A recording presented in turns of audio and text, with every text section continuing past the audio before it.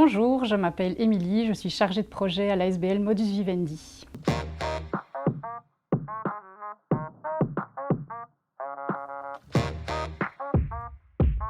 Alors, l'alcool dans ma vie a une place conséquente vu que je suis chargée de projet de réduction des risques liés à l'alcool depuis 10 ans.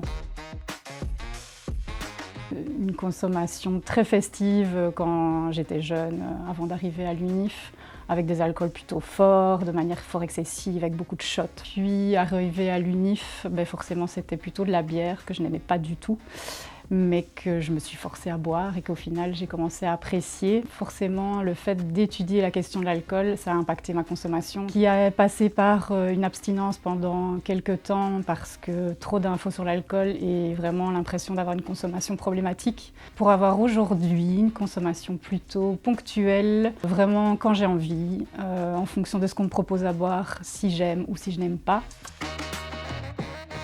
Je bois vraiment pour le goût. Il y a énormément de chouettes brasseries qui se créent petit à petit et qui travaillent vraiment à faire des bières de qualité, le plaisir de la bonne bière et du goût. Et pareil pour les gins. On a des gins belges qui sont pas mal.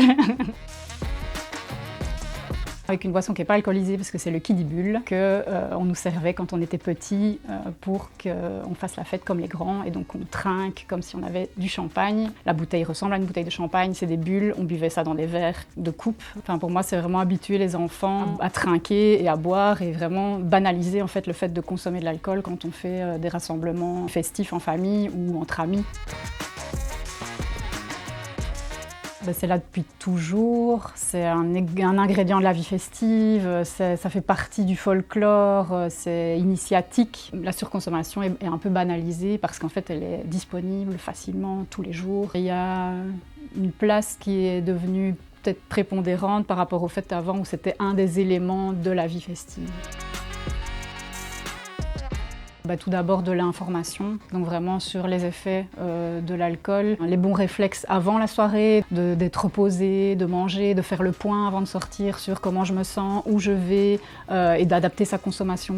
Ça va être aussi de donner des infos pour préparer sa soirée, comment je rentre après, où je dors, avec qui. Et puis en soirée en tant que telle, c'est la mise en place de services de base, de réduction des risques, l'eau, les capotes, les bouchons, des softs moins chers et attractifs, des bières allégées. C'est de boire un verre d'eau entre chaque verre d'alcool que je bois, mais vraiment d'alterner et donc de sauter des tournées, donc de dire non de temps en temps à des verres pour prendre juste de l'eau et puis seulement après 1 heure boire un autre verre d'alcool. Ça n'a pas été évident au début. Étant une femme, on te demande si c'est parce que tu es enceinte. Donc au début, je me justifiais. Et maintenant, les gens me connaissent et ils savent. Et donc voilà, je vais prendre un soft, on ne m'ennuie plus, il n'y a plus de pression. Et je vais souvent tester les trucs un peu sympas dans les softs et finalement tout le monde va boire dans mon verre. Mais j'ai l'impression que ça change quand même dans les mentalités, notamment avec la tournée minérale. Enfin, il y a vraiment un travail quand même de déconstruction par rapport à ça qui s'est fait depuis quelques années. Donc j'ai l'impression que ça avait quand même un peu bougé les lignes. Et donc c'est un peu plus facile aujourd'hui de refuser un verre d'alcool. Mais bon, il y aura toujours des gens qui te mettront la pression, qui diront que t'es pas drôle, mais voilà, c'est nous qui serons bien le lendemain, comme des petites fleurs toutes fraîches.